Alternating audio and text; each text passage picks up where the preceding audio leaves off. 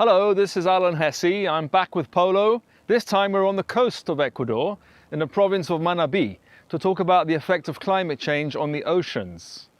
The data to date has shown that in 2019, the sea level rise globally has continued to be a problem, 8.5 centimeters higher in 2019 since the early 1990s.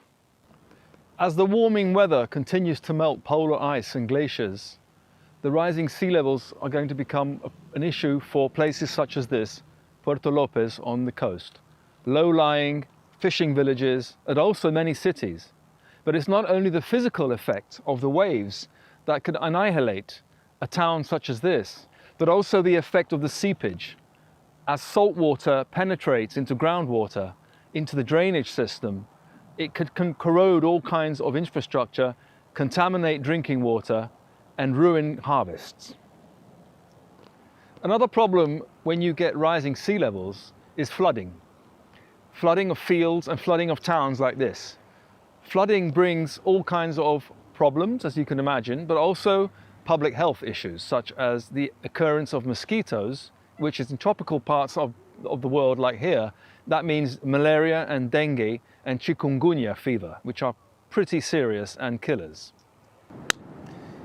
When warm water accumulates off the coast of Peru and Ecuador, where we are now, you get a phenomenon called El Nino.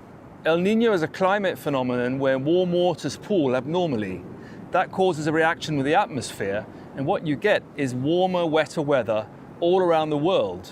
So if you get warm weather that's not usual, lots of storms where you live, it could well be an El Nino year. These effects can last a year or two. Now, many scientists believe that there is an effect of global warming on making El Nino events more frequent and longer lasting. It's an area of contention. These things have been happening for millennia, but there could be an effect. As the global greenhouse gases warm up the atmosphere, you could get an effect on more frequent and longer lasting El Nino events. Ecosystem and habitat changes due to repeated flooding and just all that additional warm water could have a domino effect on wild animals and plants. Certain species may not be able to survive.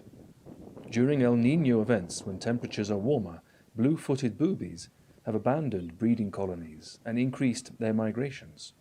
Therefore, increase in temperature due to climate change has the potential to have similar effects.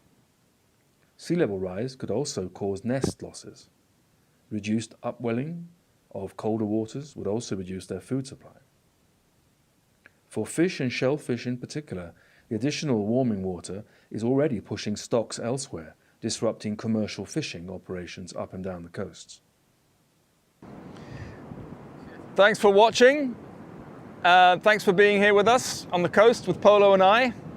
Please don't forget to remember to subscribe to this video channel, as you'll be notified of further adventures with Polo.